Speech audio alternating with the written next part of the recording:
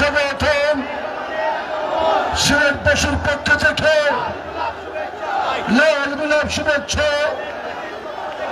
তারেক রহমানের আগমন শুভেচ্ছা স্বাগতম তারেক রহমানের আগমন সিলেটবাসীর পক্ষ থেকে লাল গোলাপ শুভেচ্ছা তারেক রহমানের আগমন শুভেচ্ছা স্বাগতম তারেক রহমানের আগমন শুভেচ্ছা স্বাগতম তারেক রহমানের আগমন শুভেচ্ছা স্বাগতম শুভেচ্ছা স্বাগতম তারেক রহমানের আগমন সিলেটবাসীর পক্ষ থেকে লাল গোলাপ শুভেচ্ছা লাল গোলাপ শুভেচ্ছা সিলেটবাসীর পক্ষ থেকে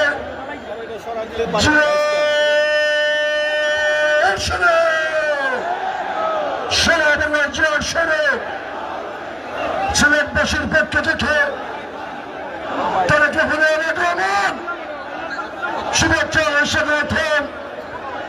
প্রিয় নেতৃবৃন্দ, এ পর্যায়ে বক্তব্য রাখছেন বাংলাদেশ জাতীয়তাবাদী দল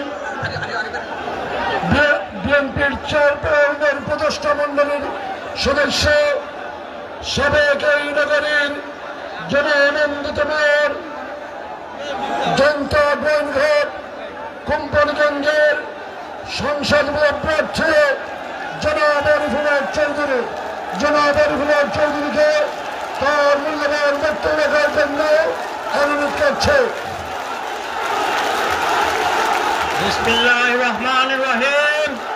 প্রিয় হযরত শাহজালাল শাহপুরান শ্রী চৈতন্যভূমির পিতৃভূমি এই পূর্ণভূমি সিলেট আলিয়া মাদ্রাসা মাঠে ঐতিহাসিক এই জনসভার সম্মানিত সভাপতি, আজকের এই বিশাল সমাবেশের বিএনপির চেয়ারম্যান আমাদের তারুণ্যের অহংকার, আমাদের সিলেটের মানুষের হৃদয়ের স্পন্দন রহমানের আগমনের বার্তা শুনে সিলেটের আপামর জনগণ শুধু জনতা গোয়েনঘাট কোম্পানিগঞ্জ থেকে শুরু করে মাধবপুর পর্যন্ত সারা সিলেটবাসী জুড়ে পড়ো আস্থাক রহমানের আগমন শুভেচ্ছা স্বাগতম। 12 তারিখে দানের শীষে ভোট দেবেন কিসে? আরে ভাই জুড়ে হাত তুলে দিয়ে বলেন দানের শীষে ভোট দেবেন। এই পূর্ণভূমি সিলেট থেকে আমরা 6টি আসনে বিজয় নিয়ে তারেক রহমানের হাতকে শক্তিশালী করবো ইনশাআল্লাহ। আল্লাহ হাফেজ। আরবের মার্কা আছে, সিলেটবাসীর মার্কা আছে, দেশবাসীর মার্কা আছে, শহীদ জিয়ার মার্কা আছে, মরহুমা মা বেগম খালেদা জিয়ার মার্কা আছে, আমাদের চেয়ারম্যান জনাব তারেক রহমানের মার্কা আছে। সেই মার্কা দানের শেষ।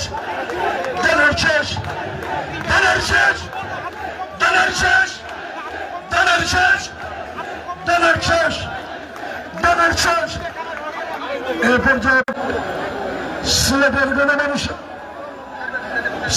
গণমানুষের নেতা, এই সিলেটের জনপদের অত্যন্ত প্রিয় নেতা, সিলেট মর্যাদাপূর্ণ এক আসনের বিএনপি মনোনীত প্রার্থী, বিএনপির চেয়ারম্যানের সম্মানিত উপদেষ্টা মন্ডলীর সদস্য জনাব খন্দকার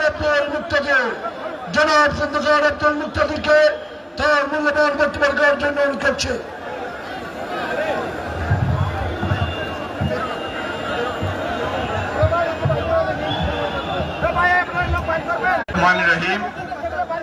আজকের সিলেট আলিয়া মাদ্রাসা মাঠের এই জনসমুদ্রে আমাদের উপস্থিত আমাদের প্রাণপ্রিয় নেতা বিএনপির চেয়ারম্যান মজলুম জননেতা, যিনি দীর্ঘদিন শত প্রতিকূলতার মুখে, শত অত্যাচার নির্যাতনের মুখে এমন একটি উদ্দীপনামূলক নেতৃত্ব দিয়েছেন এই দলকে, পরিশেষে যিনি দল এবং দেশকে তার নেতৃত্বে একতাবদ্ধ করতে পেরেছেন, আমাদের সেই নেতা জনাব তারেক রহমান, উপস্থিত মহাসচিব জনাব মির্জা ফখরুল ইসলাম আলমগীর এবং প্রার্থীগণ এবং অন্যান্য কেন্দ্রীয় নেতৃবৃন্দ এবং এই সভার সভাপতি আব্দুল কাইয়ুম চৌধুরী এবং আমার সামনে উপস্থিত লাখো লাখো ভাই বোনেরা, আসসালামু আলাইকুম। আগামী দিনের আমাদের যুদ্ধ হচ্ছে বাংলাদেশকে স্বাভাবিক করার যুদ্ধ, এই দেশের মানুষের মালিকানা আবার এই দেশের উপর প্রতিষ্ঠিত করার যুদ্ধ।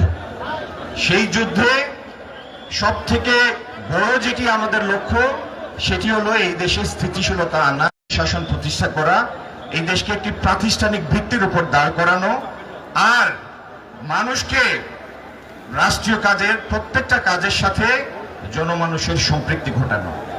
আগামী দিনে সিলেটে আমরা যে উন্নয়ন পরিকল্পনাগুলি বাস্তবায়ন করতে চাই, তার মধ্যে সব থেকে বড় অগ্রাধিকার হচ্ছে কর্মসংস্থান বিমুখ এই সিলেটে সরকারি বিভিন্ন নীতি সহায়তার মাধ্যমে, শ্রমঘন শিল্প স্থাপনের মাধ্যমে আমরা ব্যাপক কর্মসংস্থানের সৃষ্টি করব ইনশাল্লাহ।